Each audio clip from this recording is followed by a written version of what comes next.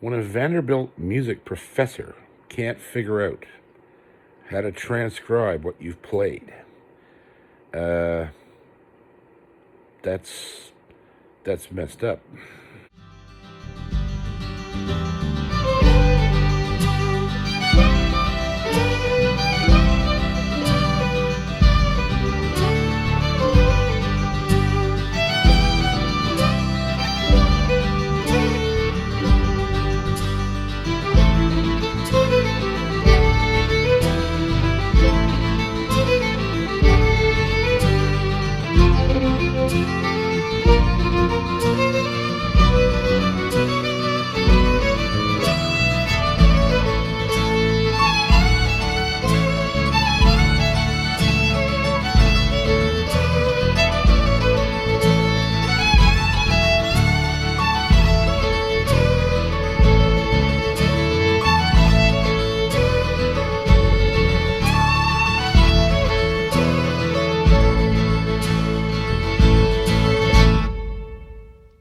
So I had a bit of vindication,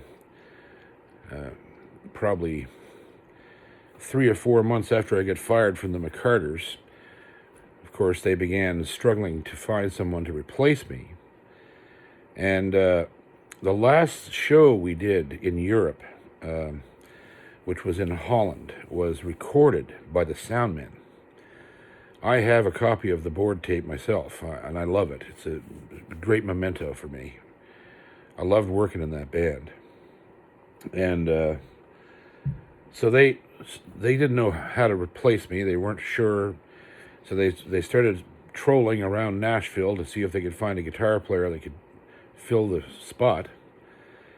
And they were so, like I said in the last episode, like once a band gels, right, and becomes a unit, which we did very quickly, you get used to it. So you if you lose a player, you want to get a player that can do what the last player did if you really loved what he did. So they thought, okay, well, this is a town of charts. Any guitar player, any session guy worth his salt in Nashville is not only proficient at reading music, but reading charts. And so if we send this to our buddy at Vanderbilt University in Nashville, he can transcribe what John Paul did, and then we'll have it. Whoever comes in can just read it and learn it and play it, right? Okay, great. So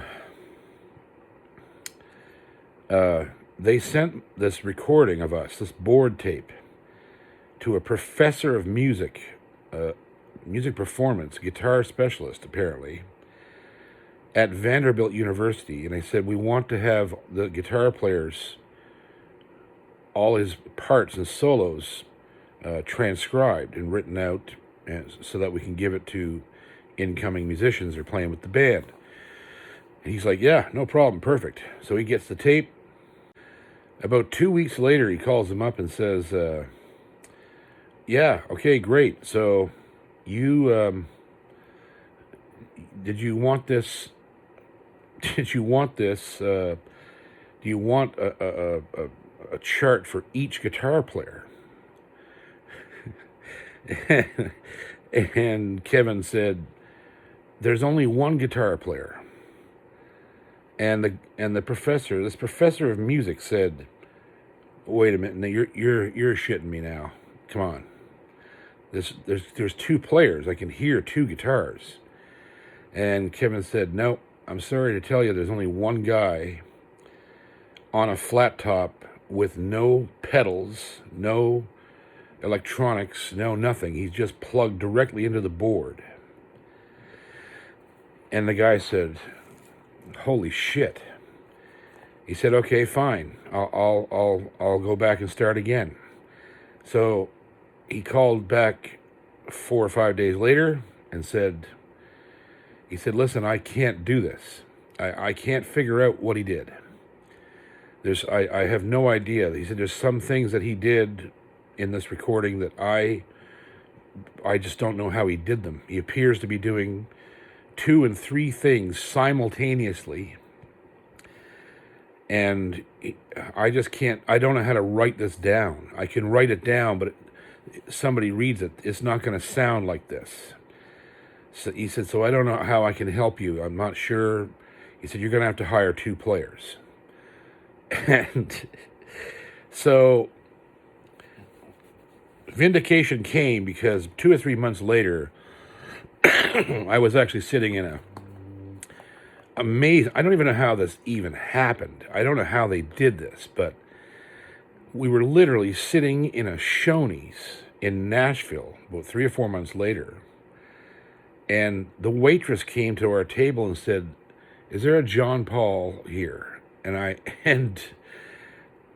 We said yes, and she said, there's a phone call for you at the pay phone in the vestibule. And I went out, and it was Kevin, and he was like, hey man, he said, we're playing the Opry again, in a couple days, and we're wondering if we hear you're in town. And I said, obviously. How the hell did you find me? He said, well, we know somebody at the Shoney saw you guys, and we're wondering if you'd like to come back to work for us. And I said, I'm sorry, I can't. At this time I said I'm working for Jerry and Tammy Sullivan, and we're in town.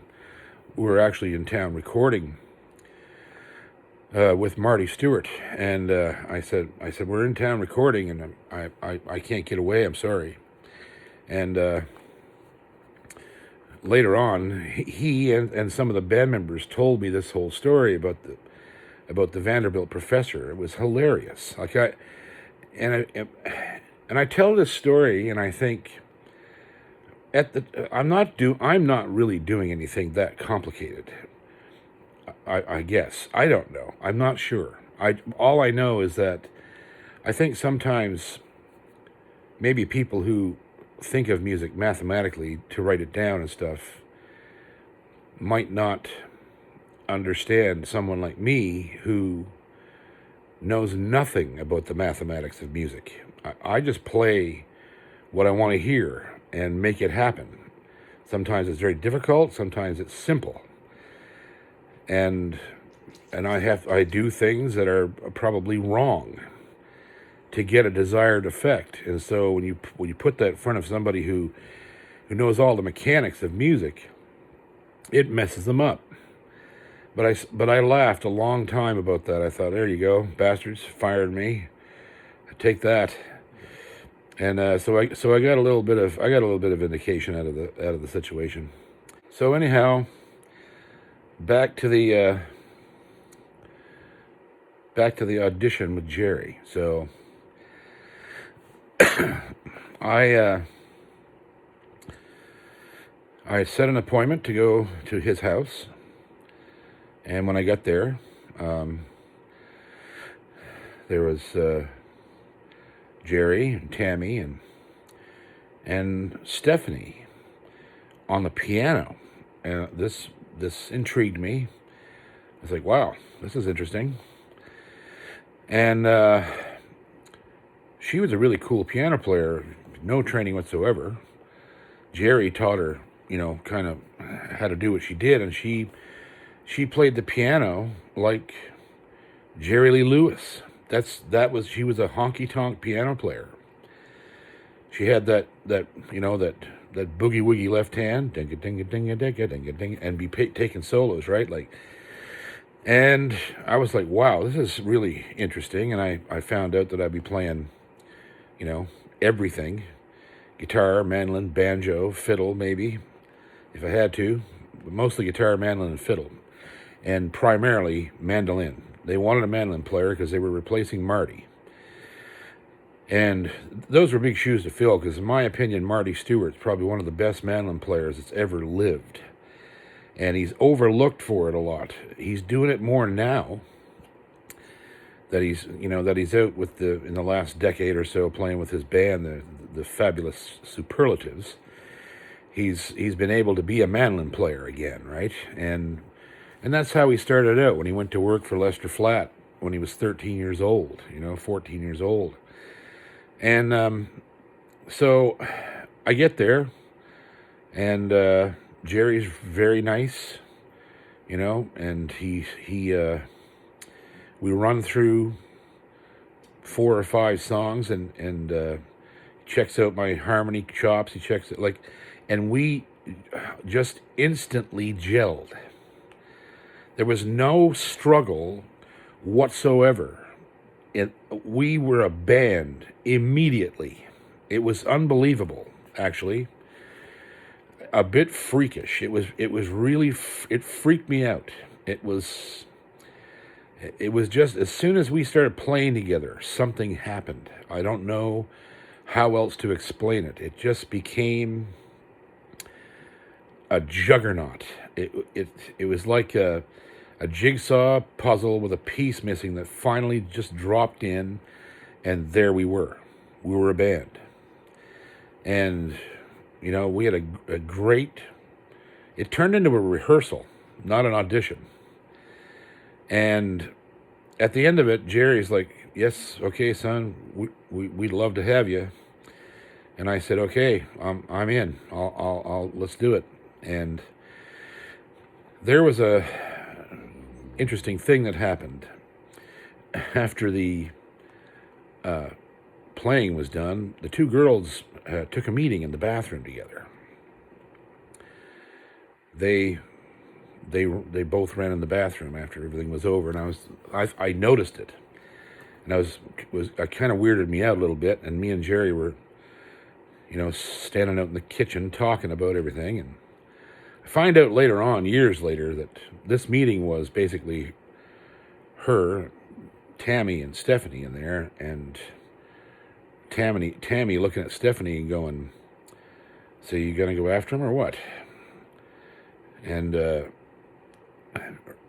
her saying, "Oh yeah, I'm going after that. I'm going after him for sure."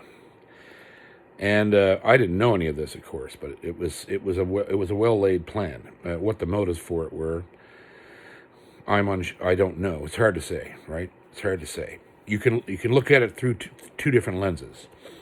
It could have been an underhanded thing or not, right? But from the moment I walked into that house, I was unknowingly targeted and sewed into the group so as I could not get out of the band. That's basically what was going on, and that's fine, because we were a great band, and I love these people, all of them. They were. It was an odd crew.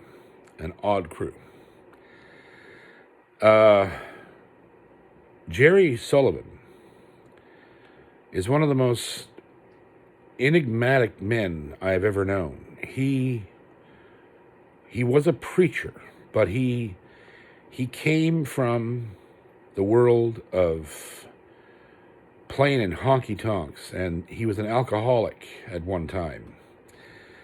And he was the black sheep of the family. He was a hard-working, he was a working man, early in his life, and after the wreck that happened with him and Enoch and Margie, he spent years in recovery from this head injury he had. And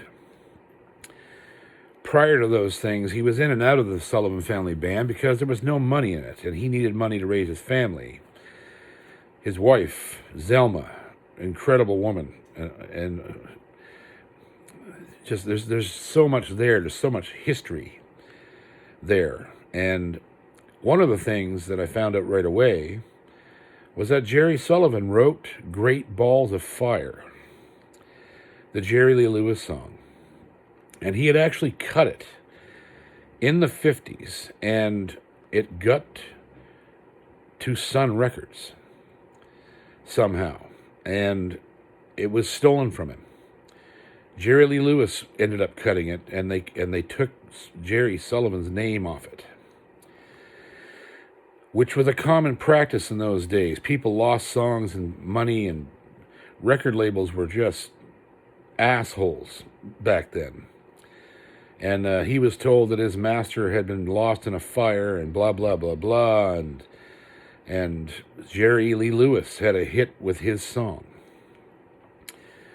And when you saw Jerry Sullivan play and sing, you had no doubt that this man was a rock and roller. He was standing there in a nice black suit and a tie and everything, and came off as this, this portly Southern preacher who was a little bit of a badass.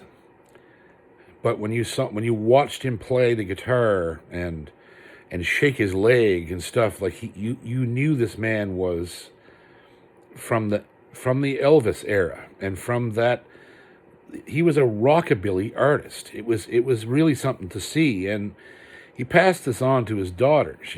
Tammy, while singing gospel music, was not gospel in the least. She was a blues singer. She was a soul singer, right?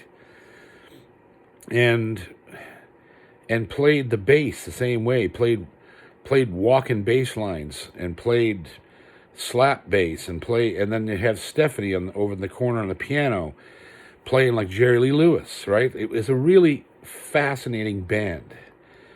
And then me, basically the only Americana component, playing mandolin, banjo, guitar, but I had to alter my style to fit Jerry. We didn't put a mandolin chop in the band when I played the mandolin. I strummed the mandolin. I found open chords on the mandolin that fit Jerry's guitar parts.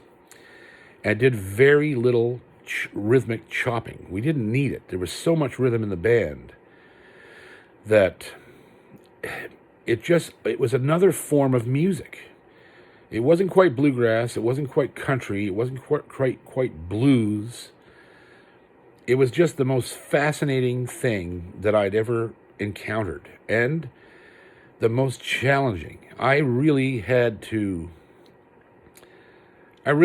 work at finding my parts and design things that augmented everything that was going on, and I had to know when to get in and out, and the vocals were very challenging because I was singing the part right below Tammy, and she was in the rafters because Jerry was a bass singer, so he could only sing the very bottom part. So we had the lead stacked on top, Tammy, then me, and then Jerry below me, and so I was singing these high baritone parts, and it was very challenging, and our voices blended so well together. In a way, one of the things about singing with those people was that I learned from Enoch. It was almost like everything I had done to that point had led me to Jerry's band, because by the time I got to Jerry, I had lost most of my Canadian accent. And I'd already been trained by Enoch how to sing like a Southerner. How to shape vowels, and how to the way that they enunciated words, and the way that they held certain words, certain vowels and things. I already was doing that. So when I stepped into Jerry's band, I was singing like an American already. And so our phrasing and our pronunciation of words and all these things was a perfect match. And so it was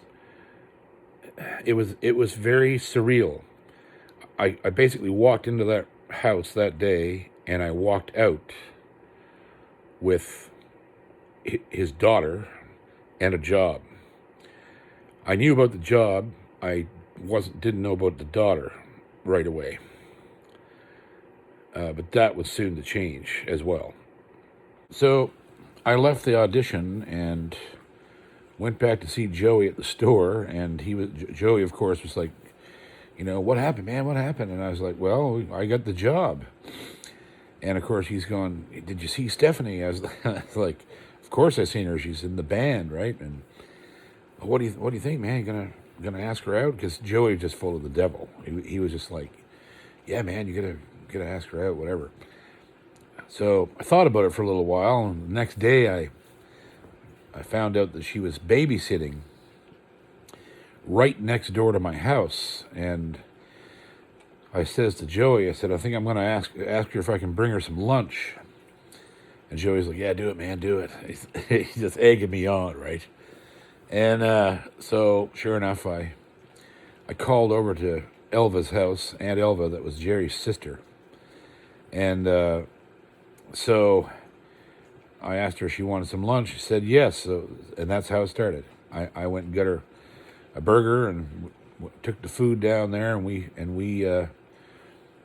hit it off immediately. She was one of the sweetest, nicest people I ever knew. At that time, she was a lot younger than me. Like, I was 22 and she was 16, and almost 17 years old. I looked back on it in later years and forgot how much younger she was than me. And but because she was so mature, and unfortunately, the reasons for that were going to become evident as time moved forward. But so we made a plan that night. We're going to go riding. You know, I had one of the things I had done from the McCarter's gig was I managed to get a loan at the local bank and buy a new car, and I bought a used Oldsmobile Delta 88 as a luxury vehicle, and it was just gorgeous. What a wicked car that was. And so I had that, and we were going to go for a ride. So I show up that night to pick her up, and I walk in the house, and Jerry's just sitting in this armchair, and he's staring off into space. And he's not looking happy at all.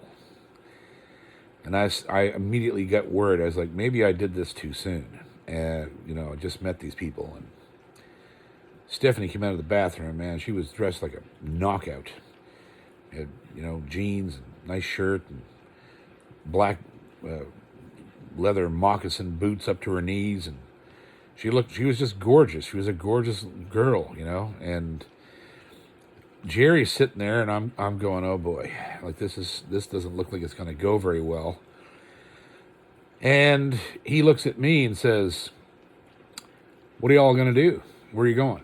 I said, "Well, we're just going to get in the car, drive around a while, might go down to Jackson and get a Coke or whatever." And there was no danger of us, going out and getting drunk or anything. You couldn't buy liquor in that county. And so I was like, no, sir, we're just going to go out and ride around and, whatever, right? And he said, well, you have her back by 10 o'clock. And I was scared. This man looked,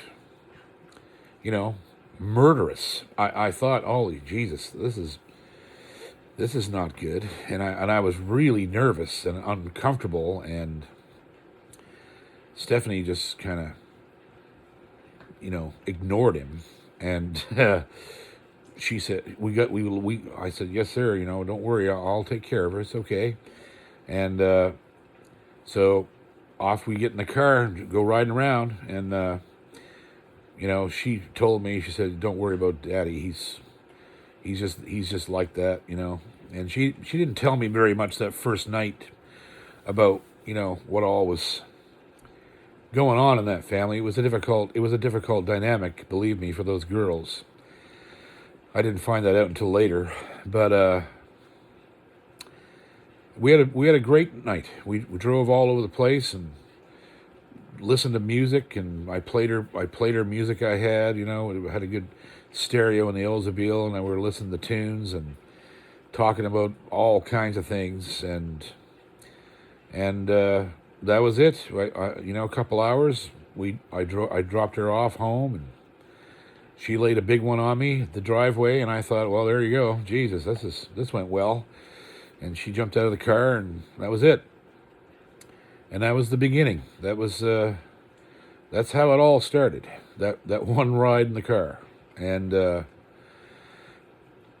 after that, Jerry seemed to be okay with everything, which was good, because He was a scary guy. He was a big man. He had he's just a huge man. And so I thought, okay, I'm golden. So then a new problem presented itself. So come to find out, and I know, like, this is all terrible to say, but it's the way it was there. Come to find out that Tammy, one of the reasons Jerry was that way about Stephanie, was that Tammy, when she was not much older than Stephanie, she was the oldest girl. She'd had an affair down the road with a black man, and that was frowned upon. It's sad for me to say that, but the people in that circle, the white people, that was a bad move, and she had a baby with this guy, and she was obviously a mulatto. She was half white and half black, and she was beautiful. What a beautiful little girl. Her name was Hannah, and the people around there held it against her, and held it against Jerry, and it was this some great shame that she'd had this child, number one out of wedlock, and then number two with a man of color, and it was just sad. It's just sad that was the social temperature in that region of Alabama, right? And it always made me feel bad because, Hannah didn't know the difference. Hannah didn't care. She was a beautiful little girl and nice, and Tammy was a good person. And, it was just really strange. And I started to, as soon as I got involved with them, I started to hear why these people were generally ostracized by everyone.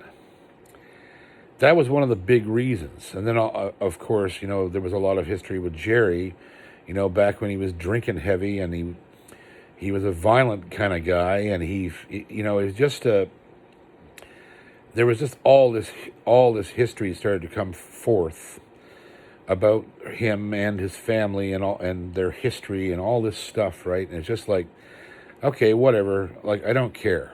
Whatever's happened in the past is the past.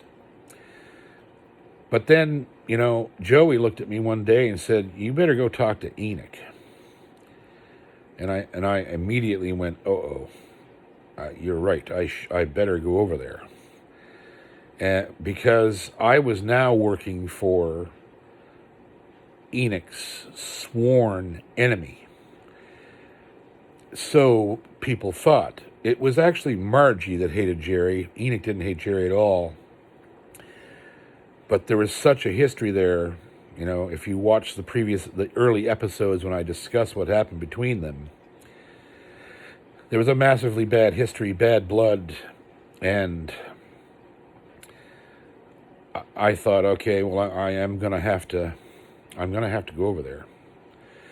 So I went to see Enoch, a couple weeks into this situation, and I found him at the house, and we sat out in the front step, little concrete step in the front of the house. We sat side by side, and I looked over at him, and I said, I just want you to know, like, I still love you, but there was a job there, and I needed a job, and we weren't playing very much, and I just hope that you're okay with this. I'm not doing it to hurt you. And Enoch looked at me and said, "Yeah, well, you can go ahead and you can work for Jug if you want." They all called him Jug Handle. Uncle Jug is what they called Jerry, because he was once a drunk, right? Old Jug Handle, and he had ears that stuck out when he was young. Jug Handle. So He said, you can go work for Uncle Jug if you want. He said, I ain't going to say nothing to you. He said, but he said, you better watch out some of my boys around. My son, like he's talking about his sons, right? He says, you better be careful some of my sons don't do you in. He said, I'd be worried. He said, you better watch out what you're doing, because, some of my boys might decide to just shoot you and be done with it. And he was dead serious. So this would be the first time my life was threatened by, well, actually the second time, because my brother David, as a previous episode, had threatened to kill me over the same thing, leaving a band, right, switching gears in my career. So here was Enoch Sullivan telling me the same thing. Well, if you're going to work for Jerry, you better watch your back around here, because my boys are liable to do you in. So that was sad, and frightening, because I knew I was in a place where I could easily be disappeared. Nobody'd ever know what happened to me, any more than they knew what happened to Wayne, his son, that got shot at back in the park, or any of the other probably 100 people that disappeared in those counties over the previous century, right? And I had no legal protection. I was in the States incognito. I mean, sure, the police would have protected me if I needed it, but I mean, it was just really frightening. It was very frightening and sad. It was so sad that it had come to this. I ended up working for Jerry, and now, the guy that gave me my break in the U.S. while he had deserted me for musically, right? Here he was telling me I was going to get killed over working for his uncle. So that was pretty distressing. So things began to take their natural course. We began working right away. Jerry had a bus that ran, which was a miracle around those parts. Enoch had 3 of them, none of them ran. And so, yeah, there we were. Started going on the road right away. Jerry's driving the bus, and it was a hard job on him. He wasn't a young man. He was 59 or so when I started, maybe 60, I can't remember. I think he was in his 60s. And so I remember the very first gig we did. It was at a big hall. I think there was another couple bands there. It was like some sort of a mini festival type gig, and it was a big hall, and it was packed. And we went out on stage, man, and we tore the walls out of that place. It was pandemonium. It was the weirdest thing. It was not like gospel music. It was, but it wasn't being delivered that way. And I started to realize that Jerry had no interest in playing for gospel audiences. He didn't. We had to play them because sometimes that was the only work, was to go play churches for the collection plate. And so his main focus was playing for the lost, people who had no religion. That's who he wanted to play for. And so we ended up doing some very, very interesting gigs. He was not focusing on churches. He was focusing, and plus, this album that had come out that Marty produced, the Joyful Noise it was called, was nominated for a Grammy. It opened a lot of doors in Nashville, at bluegrass festivals, at all these different venues. So Jerry immediately just sort of stopped. Well, he never did. He never was trying to be the classic kind of Southern gospel preacher guy running around to churches preaching to the choir. And his brand of Christianity I found incredibly appealing.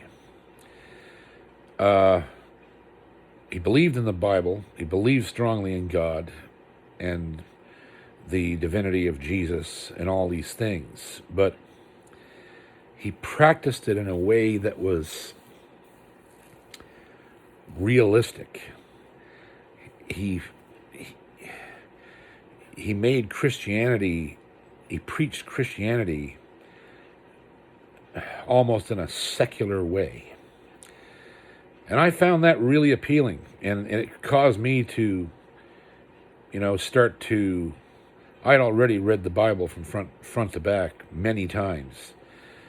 But it started me on a path to really find out the history of the Bible, the history of the religion, I started to research it, and I started to find the value in a lot of it when it's applied in a usable way, right? And that's what Jerry was doing. So there we were, coming off the stage, and did 2 encores, and it was just amazing. It was just one of those performances I'll never forget. It was absolutely stellar. This hall had a great big backstage, an old hall. And there was an upright piano over in the corner against the wall. And Jerry looked at me, and it was dark back there, and he said, "Put your mandolin down, son, and come with me." And so I followed him into the shadows of that big backstage, and he got by that piano, and he got down on his knees on the floor. And he said, "Kneel down with me, son." So I did.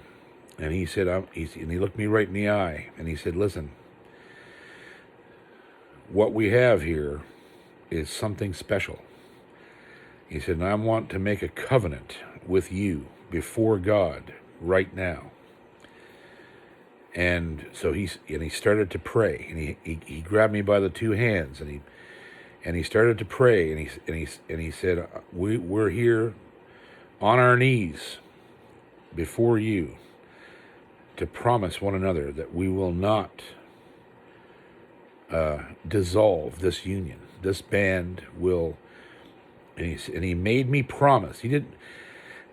I don't like to say he made me, but at the time I thought, yes, this is absolutely something I'm gonna follow this to the end, because there was something there that was special, and he made me promise. He said, "I want you to promise me before God that you will never leave this band, that you'll stay with me until my work's done."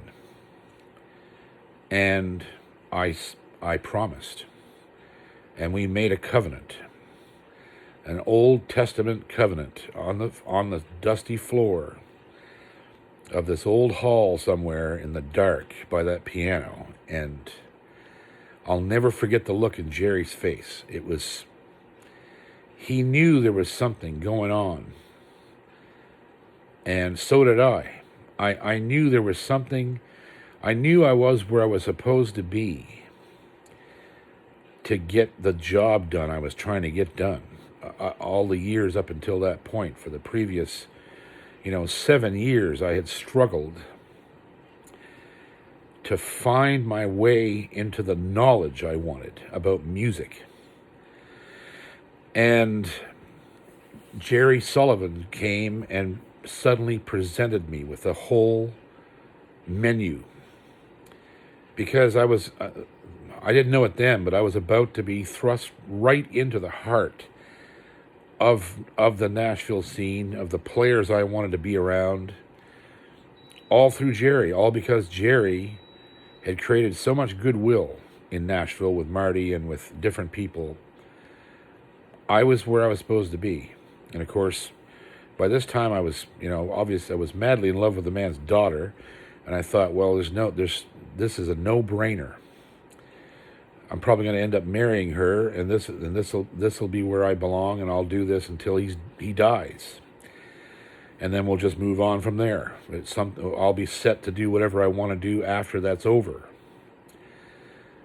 and I could see the future laid out before me, just like a straight, long road. It was really one of the only times maybe the only time in my entire life when I actually saw that. There was no more turns and exits and curves. It was just like, there's the future right there. And it was liberating. It was really liberating to see it that way. And so I made my covenant with him. And I don't think I ever really regretted it afterwards, although as things progress through this story, there would be times when I probably wished that I hadn't, but somehow through all of it, I never regretted, even through the really bad shit that happened, I never truly regretted it. I remained loyal to Jerry, right to the day he died. And that would take many, many years afterwards, but that's a long ways down in the story. But anyhow, there it was, and there I was. Just cemented, planted somewhere immediately, in a happy trap, And there was a lot of music shared between me and Jerry. Jerry was not afraid to delve into secular music and old mountain music, and he was a great drop thumb player. And he frailed the banjo, and he liked the old fiddle tunes and the old mountain tunes, and I found that out right away. And one of the things that we used to do a lot was he liked an old tune that I played on the fiddle, and we ended up putting it in the show. It was called The Methodist Preacher. And it was something really cool that we used to do. I learned it from Kenny Baker, was the fiddler that I listened to and heard him play it, and just loved it.